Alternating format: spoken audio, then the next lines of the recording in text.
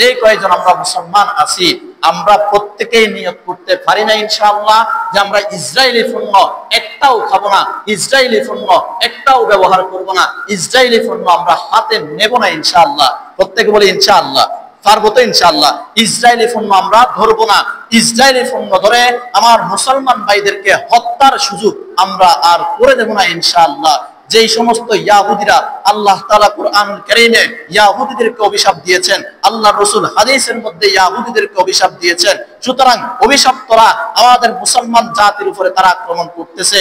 আরে তারা বর্তমানে ফিলিস্তিন দখল করে নিচ্ছে আমাদের দ্বিতীয় কিবলা। তারা যদি দ্বিতীয় কিবলা দখল করে নেয় তাহলে প্রথম কিবলা আমাদের বাইতুল মাকদিস, প্রথম কিবলা বাইতুল মাকদিসকে তারা দখল করে নিলে দ্বিতীয় কিবলা বাইতুল্লাহকে দখল করতে তার বেশি দেরি লাগবে না।